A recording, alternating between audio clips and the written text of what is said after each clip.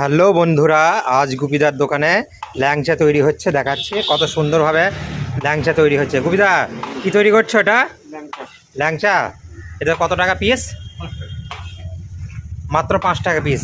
বন্ধুরা দেখাচ্ছি, গুপিদার হচ্ছে স্পেশাল ল্যাংচা, মানে খুব ফেমাস গুপিদার ল্যাংচাতে।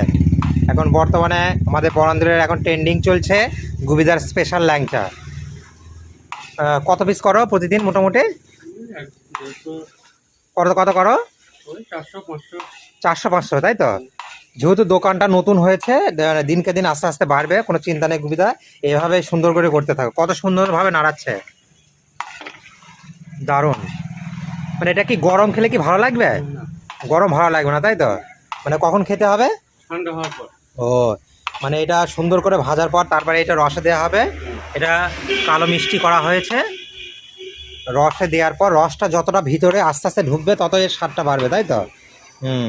আর সঙ্গে সঙ্গে দিলে এবারে রসটা ভিতরে যাবে না, ভালো লাগবে না বন্ধুরা। মানে যে এটা এখন হচ্ছে দুপুর, এখন যে সন্ধ্যার দিকে মোটামুটি এটা ভাজার 3-4 ঘন্টা পর খেতে হবে, তবে এর স্বাদটা, অরিজিনাল যে স্বাদ সেটা পাওয়া যাবে। কত সুন্দরভাবে নাড়ছে।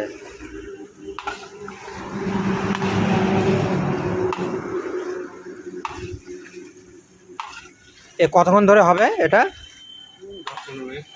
এভাবে 10-15 মিনিট ধরে নাড়তে হবে, তাই তো? কত সুন্দরভাবে নাড়ছে। এভাবে 10-15 মিনিট ধরে নাড়াচাড়া করতে হবে। আর এইদিকে দেখাচ্ছি রসে কালো মিষ্টি দেওয়া হয়েছে। বাহ বন্ধুরা, এসছি আমিও গুপিদার এই গরম গরম ল্যাংচা খাবো আজকে। খেয়ে দেখবো কেমন লাগে। গুপিদা বলছে ভালো লাগবে না, তবু আমি ভাবছি গরম গরমই খাবো আজকে। খেয়ে দেখবো 2 পিস কেমন লাগে খেতে।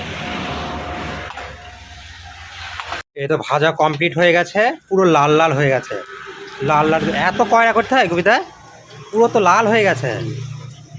মানে যত কয়রা করা হবে, কয়রা করে ভাজা হবে, বেশি ভাজা হবে তত টেস্টি হবে, তাই তো? খেতেও ভালো লাগবে।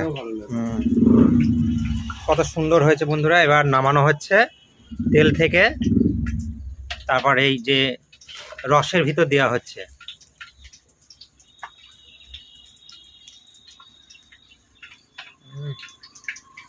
দেখেই লোভ লাগছে, মনে হয় এখনই গরম গরম খেয়ে নিই, এমন মনে হচ্ছে যেন।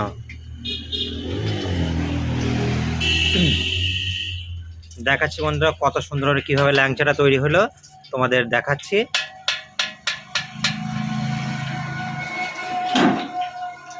এইবার দেখো বন্ধুরা কীভাবে দেওয়া, রসের ভিতর কীভাবে ডুবিয়ে দেওয়া হচ্ছে। বাহ, দারুণ।